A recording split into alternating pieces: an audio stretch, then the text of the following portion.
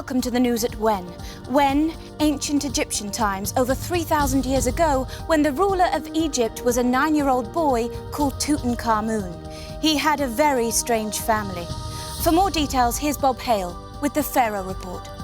Thank you, Sam. Well, it's 1341 BC, and we're over here in ancient Egypt, where a wickle baby has just been born. And his name is Tutankhamun, though he's also known as Tutankhamen, Tutankhamon, Tutankhaten, Amenhotep, and Steve, and King Tut, though probably not Steve. And King Tut's dad was also a king, a pharaoh called Akhenaten. At least we think that's his dad. It's very hard to be sure because it was so long ago that no one can really remember. Not even my Nan, and she's really old, though she certainly doesn't look it. Love you, Nan. What we do know is that when King Tut was just 6 years old, Akhenaten died. Yes, his daddy became a mummy, which is a very complex operation. And King Tut's big brother Smenki becomes pharaoh, and then promptly dies, only to be replaced by his sister Nefi, who then promptly dies, meaning that at just 9 years old, Tutankhamun becomes pharaoh, which I think is fair enough. All right, no more jokes. Of course, running a country is no job for a 9-year-old because it's far too boring. So King Tut's uncle turns up, a chap called Ai, and he says he will keep an eye on things. Sorry, forgot. So Uncle Ai runs the country so that King Tut can get on with doing all the fun stuff that kids do, like playing games, going to school and getting married. Yep, getting married. And if you thought that was weird, to keep his royal bloodline pure, his new wife is also his sister.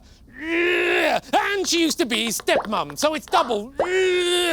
Anyway, King Tut grows up, Uncle Ai hands over power to Mr. and Mrs. Tut, and they rule Egypt together as husband and wife, mum, sister, and that's the end of that. Or so we thought, but the history books tell us that Uncle Ai didn't want to give up power, so he killed King Tut by bashing him on the head, a little something like that. Yep, that'll do it. Except that didn't do it. No, it turns out the history books got it wrong, and King Tut actually died from an infected broken leg, leaving poor old Mrs. Tut with a broken heart and the crown of Egypt, which of course Uncle Ai wants for himself. And how does he plan to get it? Well, by marrying Mrs. Tut, even though she's his granddaughter, which is times this much. Woo! But Mrs. Tut has other ideas. She decides to marry a foreign prince called Zenanza instead because he's got such a cool name. But sadly, Zenanza gets cold feet.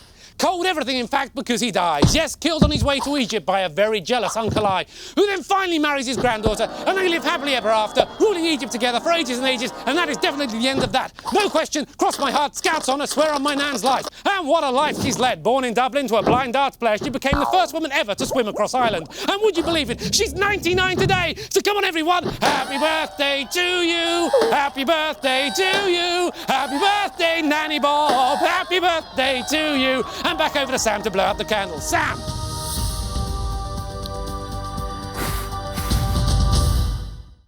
Gory, ghastly, mean and cruel, stuff they don't teach you at school.